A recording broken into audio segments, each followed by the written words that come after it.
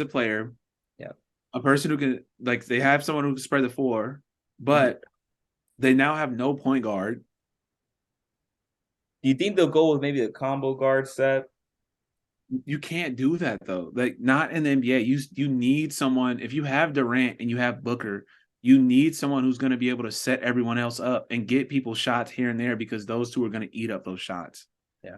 Now you're literally back in like Durant is literally now back in his Brooklyn game in the Brooklyn team.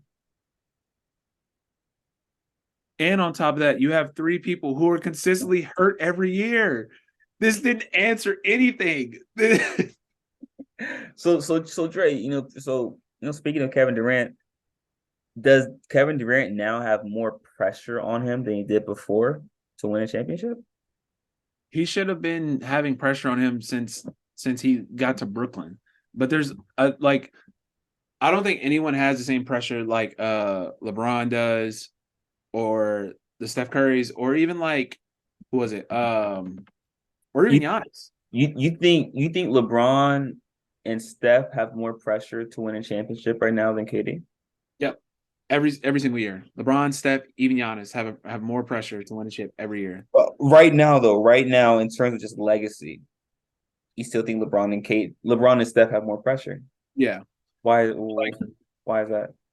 so my thing is they'll always throw up if it's like LeBron doesn't even get to a conference finals or he out in the first round. Oh, well, how you gonna be better than Jordan? You never got to that far, and it's always that thrown at him.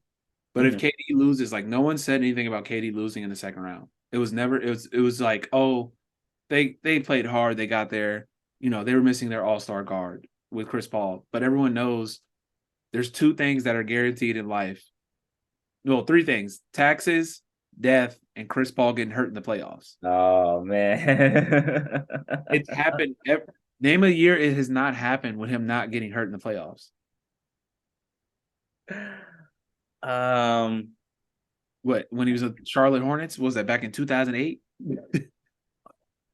Some people out here probably aren't even at the age when they watched him when he was at the Hornets.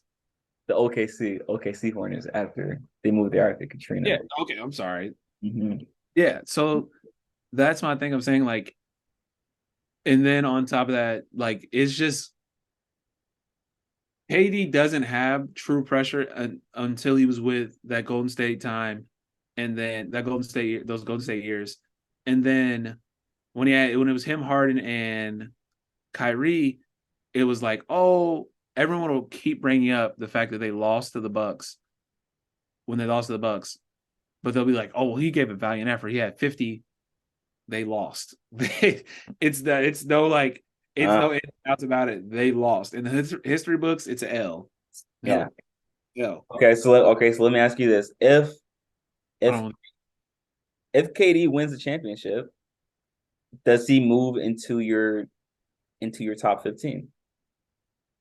I think he to me he's already in the top 15. Okay. I think with KD wins a championship, I think this is more of the does he move into the top like do you rank him in that top 10 thing? Because scoring titles, he'll probably go top five in this most scoring ever, even though he was robbed a couple years of we were robbed a couple years of him playing. Um, but he's the most anomaly and freak of nature athlete we've probably ever seen. Like one of the top five guys where he's just a freak of nature athlete. Like we may never see anyone else like him.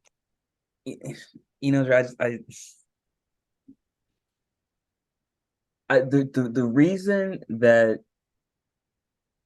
I, there's not necessarily pressure between LeBron and KD and Steph in order to win championships, in order to solidify their legacy. Because with KD, how I see it is, imagine if KD was like a statue, right? And everything is pretty much done with the statue except for like his head, pretty much. Like his neck is done, his torso, everything's done. So there's very little that KD can add to his legacy, but there are a lot of spots that can be gained in terms of the all time on the all-time list just by winning one championship. And so that's why I say KD has more to gain from winning a championship than LeBron does because and this is you already know I have LeBron at number 5 on the all-time list. Like the most that LeBron can move by winning a championship. Another one will be for him to move up to number 3 all time. Guess to each his own because I got him at 3 or 2. But with KD can win a championship right now and possibly vote into the top 12, top 11. And that's why I'm saying that KD has more to gain from winning a championship than LeBron does. And with Steph, I didn't even think about Steph, but that's a good point. If Steph gets another chip, Steph's top 10. I'm sorry. If Steph gets another chip, he is top 10. I know you might not feel the same way, but Hey, look, I told everybody, Steph wins a chip, he's top 5. Steph's top 5 all time if he gets another chip. He's in my 10. He's in my top 10, but he wins another chip. He's top 5 in my honest opinion. Dre, you just all right. Yeah, I mean, no, I don't agree with that. But Hey, yeah, teach his own. you know, just quick off the bat, if Steph would need to win 2 more chips, and he would need to win Finals MVP in both those championships. He And has 4. but the Finals, and remember what we talked about. What do we value more, the Finals MVP or regular season MVP? I said regular season MVP. I say Finals MVP because you did it over a span of the whole season.